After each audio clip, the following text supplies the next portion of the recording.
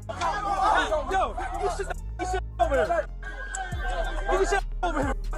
Yo, you better watch out. Hey, brother. This is my brother. Okay. Hey, come on, chill. Come with me, okay? Okay. You, get out the car. Out the car. Okay? Calm down, he's shot. Get out the car. I gotta go to the hospital, my leg. Yeah, we gonna get you to the hospital. You missed it. The tweet that went viral said, "There are many holes in King Vaughn's passing. If you truly investigate it, you'll notice that if anything, he would be the one to fake death for all the murder cases he was about to face." You know Van survived his 2 surgeries and even woke up screaming for his firearm, tweeted members close to F. After a moment of shock, he passed. He has just one more procedure to go. By paying Oblak members $100,000 for the hit, together with Diamond Oblak chains, King Vaughn was implicated as the primary person involved in the death of FBG Duck. In the documentary Trap Law, Ross King, Vaughn, he was also connected to a number of other deaths in Chicago. Mom made it to 2 surgeries. He had 3 surgeries ago. He made it to 2 surgeries. And then after the 2nd surgery, he hopped off the bed and started fighting the nurse and said where his gun at. And he went and he died because he went into shock. So he was making 2 surgeries.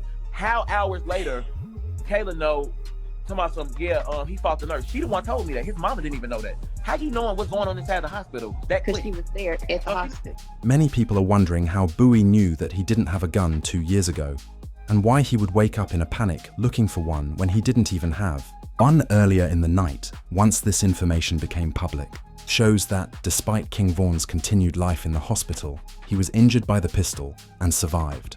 Like you said, the King Von situation, like there was absolutely no reason for Von to be rolling around with that dude. Like there was no, especially since he had security, like, you know, someone should have jumped in. It should never even, King Von I almost feel like, but I almost feel like if all you have real security, all of them is supposed to blast. I feel like they would have been more ready in Chicago. sad, man, sad. I mean, the whole King Von thing is really kind of hanging that me up, over bro. everyone right now. That me up, bro. Cause I like King Von. Making the story even more muddled, the truth comes to light as you investigate his murder more because King Von and his group attended an album release party in Atlanta on November 5th, 2020. Originally intended to be a massive celebration of his most recent album's success, it turned out to be the worst thing possible. King Vaughn was antagonistic. He was mindful of the risks of being caught in public, especially since he had grown up in an area as hazardous as Oblak. As a result, King Von employed 20 to 25 security personnel when he first opened the club, in addition to some Oblak members who were ready to go in case something went wrong. Van's supervisor, 100K Track, also talked about the security procedures that King Vaughn put in place. Travel one security that moves with Von, and he traveled with 2 more security. You know what I'm saying? Von traveled in a proof truck, and not only that, his guys are security, man. He travels with 10 to 15 guys daily. They protect and love Von more than any security would. We're like, I think we're about 8-10 cars deep, 20-25 on entourage.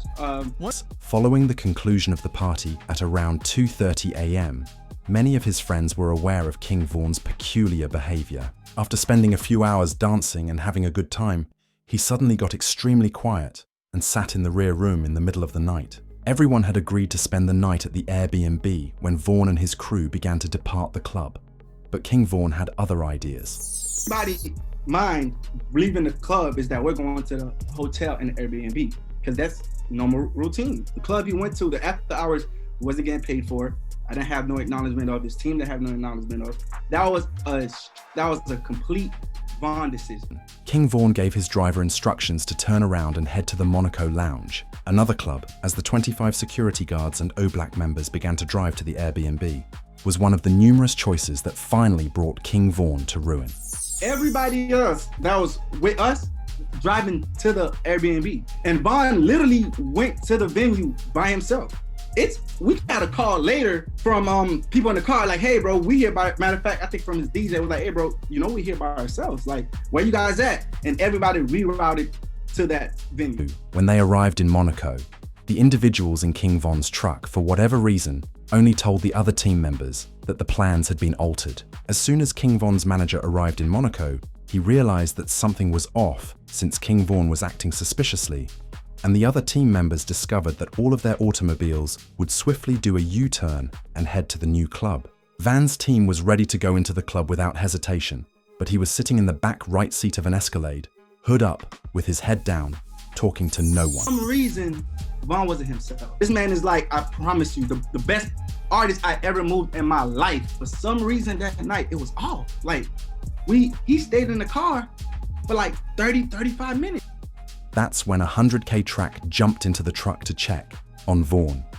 The real danger was in the parking lot, but he was able to persuade him to enter the Monaco lounge. However, King Vaughn's team was obliged by club rules to leave their firearms in the car, so they would ultimately send security in to make sure the club was safe and empty. I went to the car he was in, I was like, yo, Vaughn. Went inside the passenger seat, I'm like, yo, Vaughn, bro, what's going on? Like, everybody here waiting, let's go. He was like, all right, let's go. We're telling security, hey, it's time to go in now. Vaughn's ready. You know what I'm saying? We've been here too long. Let's go inside the club. They check the venue, go inside, check the outside, make sure. One of the security officers found a rapper sitting in the back seat of his car with his face against the window while he was strolling around the parking lot after inspecting the entire club and finding no security issues. He rushed to King Vaughn and inquired, "Did you know Quando Rondo was here?" after seeing that he was truly sleeping there. According to one account, Van lit up like a light. His plan was to take off his hood, get out of the Escalade, and run in the direction of Quando Rondo. Right before we go inside the club, one of his homeboys, he came to the car and said, hey, so-and-so's here. And Vaughn just jumped up like, oh, come on, let's go. King Vaughn texted Quando Rondo all night long without saying a word, which was evident given Van's team's rapid attempts to calm him down and stop him from creating a disturbance. Quando would have just woken up from his slumber when he would run to the front of the white car and begin swinging. Jumped out the car. By the time Vaughn jumped out the car, I don't even think he knew where so-and-so was. He just jumped out the car. He bumped into so-and-so. As soon as he bumped into so-and-so, started. After a few seconds of the altercation, Quando's best friend would come out of the other side of their vehicle, take his gun's safety off, and rush King Vaughn, hitting him multiple times in the body with his weapon. Track was hit once in the thigh as well. But now there were two off-duty cops, and since some of Van's men were still strapped, they would instantly strike back at Lil Tim, sending him tumbling to the ground just a few feet away, being employed in the security sector. In the midst of the street, King Von sleeps with Quando still at his side, while everyone else is running and scuttling for safety. 100K. Track thinks that Vaughn was keeping Quando there to protect himself, despite the fact that people believe that Quando was attempting to take King Van's Oblak chain before fleeing the region. A cop on duty then pulled up from the other direction, just down the street. They would fire several rounds into the area while wearing walkie-talkies, strike one of King Von's members, and sadly, the member perished. Did he try to take Von's chain or?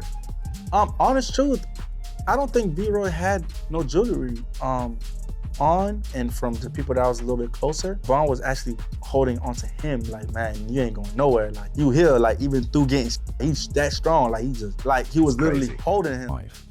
However, there would be a brief period of peace before Van's best friend Moo would rush directly to King Vaughn in the middle of the road, dislodge Quando, then seize King Vaughn and bring him into the getaway vehicle. Quando would get back into the white truck and leave in the meantime with his group, with King Vaughn begin driving to the hospital. King Vaughn, now conscious, would be told by everyone in the car that he was the calmest person in the getaway car and that he was encouraging everyone else to be. He was in the car. I myself wasn't there.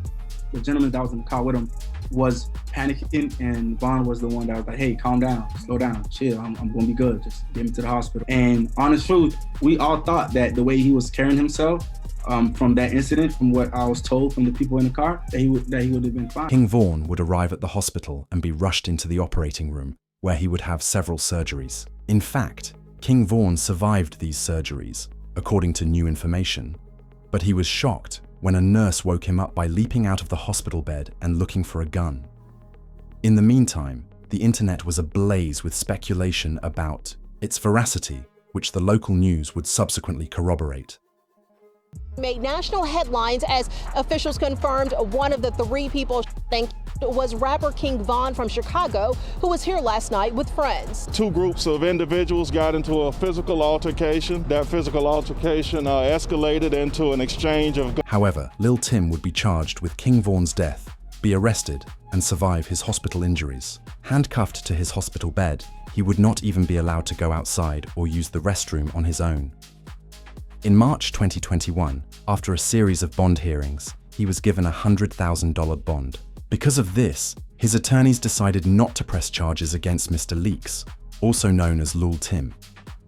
A significant attack against Quando's crew was reported in the months that followed, indicating that O-Black members were still determined to get revenge on... Now the search is on for 3 people who police say at a Savannah rapper, a member of his entourage. It happened in Los Angeles and cameras captured the after. This meant that during the hit, one of Quando's closest friends, Lo Pab, was removed, and news footage would show Quando hearing the news while experiencing the same hardships that Van's friends had experienced just... This man, a passenger in that car, frantic at the sight. Do hundreds of admirers still believe that King Von is alive? Does the material presented in this film convince you that he is? Please let me know if not. Check it out. I was walk over here and see this Von picture. I know it's a lot of ops on this. I'm letting y'all see where I'm at. Why is this black truck still right here? Man. Watch that truck. Watch that truck right there.